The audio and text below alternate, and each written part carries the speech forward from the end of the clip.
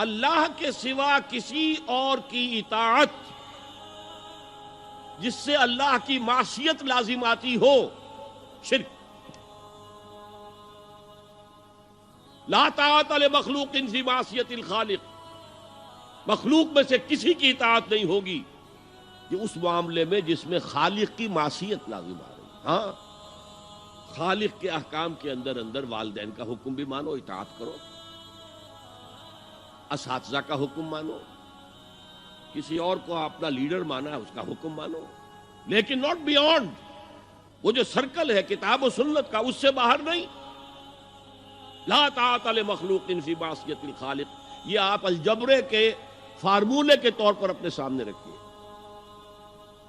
اب اسے اپلائی کیجئے، جیسے فارمولوں کے ذریعے سے پھر بڑے بڑے وہ سم جو ہے وہ حل کیے جاتے تھے سوالات۔ صبح کا وقت ہے، آنکھ بھی کھلی ہے، کوئی اذان کی آواز بھی کان میں آئی ہے، آپ کا نفس کہتا ہے ابھی سو جی۔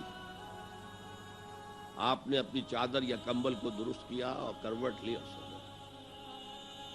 یہ کیا ہے؟ آپ نے کس کا حکم پیچھے پھینکا اور کس کا حکم مانا؟ اللہ کے حکم کو پیچھے پھینک دیا، نفس کے حکم کو آگے رکھا۔ یہ شرک، اس شرک کو جاننے والے بہت کم ہیں۔ مولانا روم نے خوب کہا تھا، نفس ما ہم کم ترس فرعون نیست لیکن ایراعون نیست۔ میرا نفس بھی فرعون سے کم نہیں ہے۔ فرعون نے کہا تھا نا، الیس لی ملک مصر وہذہ الانہار تجری من تحتی، کیا اس ملک مصر کی حکومت میری نہیں ہے؟ اور سارا جو یہ آب پاشی کا نظام ہے، انہار کا نظام ہے، وہ میرے کنٹرول میں نہیں ہے؟ جس کا چاہوں موگا کھلا رکھوں، جس کا چاہوں بند کر دوں۔ یہ تھا خدائی کا دعویٰ، انا ربکم الاعلی۔ تو مولانا روم کہتے ہیں میرا نفس بھی اس سے کمتر نہیں ہے۔ وہ کہتا یہ جسم میرا ہے، اس پر میرا حکم چلے گا، میں نہیں جانتا کون اللہ کون رسول، کیا حرام کیا حلال۔ تو فرعون سے کم تو نہیں ہے میرا نفس، لیکن ایراعون اس کی بہت مدد تھی، فوج تھی، لاؤ لشکر تھا، تو اس نے زبان سے بھی کہہ دیا کھل کر انا ربکم الاعلی۔ میں مسکین ہوں، غریب ہوں، میرے پاس کوئی طاقت نہیں ہے، میں زبان سے تو کچھ نہیں کہہ سکتا، اندر سے میرا نفس یہی کہتا۔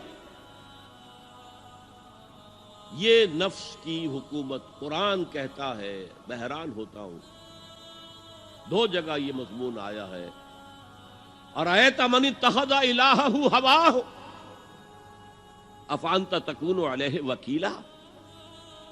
اے نبی تم نے دیکھا اس شخص کو، اس کے حال پر غور کیا جس نے اپنی خواہش نفس کو اپنا الہ بنا لیا ہے۔ اللہ اکبر، الہ، لا الہ الا اللہ، کلمہ توحید کا مرکزی لفظ یہاں آ رہا ہے، من اتخذ الہہ ہواہ، جس نے اپنی خواہش نفس کو اپنا معبود بنا لیا، الہ بنا لیا۔ افانت تکون علیہ وکیلا، کیا آپ ایسے شخص کی کوئی ذمہ داری لے سکتے ہیں؟ سود حرام ہوا کرے جی، حرام ورام، ہمارا دھندا جو ہے وہ آگے بڑھ نہیں سکتا۔ تو اللہ کے حکم کو پیچھے ڈالا، نفس کے تقاضے کو آگے رکھا۔ کون معبود ہے آپ کا؟ نام عبداللہ رکھیے، نام عبد الرحمن رکھیے، ہے عبد النفس، نفس کے بندے، نفس کے غلام۔ یہ میں نے یوں سمجھئے کہ جیسے میں نے ہجرت اور جہاد کی ڈیفینیشنز کی تھی۔ ہجرت کا بیس کیا ہے؟ پوچھا گیا ایو الہجرت افضل یا رسول اللہ، اے اللہ کے رسول بتائیے سب سے اعلیٰ ہجرت کون سی ہے، افضل؟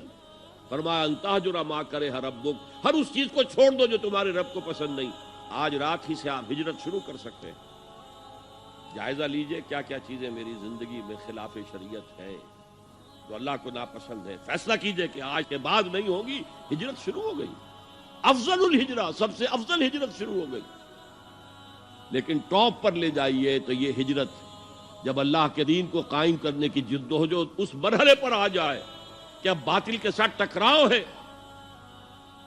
اور اب چاہیے کہ ساری قوت ایک مرکز پر جمع ہو جائے، ہجرت فرض کر دی گئی، وہ ہجرت گھر بار چھوڑ کر، اہل و عیال کو چھوڑ کر، اور مکے کے بھیڑیوں کے رحم و کرم پر چھوڑ کر اپنے گھر والوں کو، جو لوگ ہجرت کر کے آئے، حکم تھا۔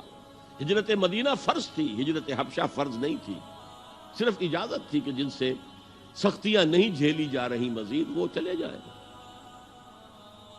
تو ہجرت کا یہ ابتدائی نقطہ، انتہا یہ جہاد، المجاہد من جاہد نفسہ، جہاد تو یہاں سے شروع ہو گیا، اپنے نفس کے خلاف جہاد کرنا۔ صبح نفس نے کہا ابھی سو جاؤ، آپ نے نفس کی بات کو رد کیا، اپنا کمبل اٹھا کے پھینکا، اٹھے، وضو کیا، نماز کے لیے آپ مسجد چل دیے، آپ نے جہاد کیا نفس کے خلاف۔ یہ افضل الجہاد ہے، اور سب سے چوٹی اوپر یہ ہے کہ جب وہ حق و باطل کی جنگ ہو تو جان ہتھیلی پر رکھ کر میدان میں حاضر ہو جاؤ۔ هي الحلقات تحفظني بآيات من القرآن، هي الحلقات تملأ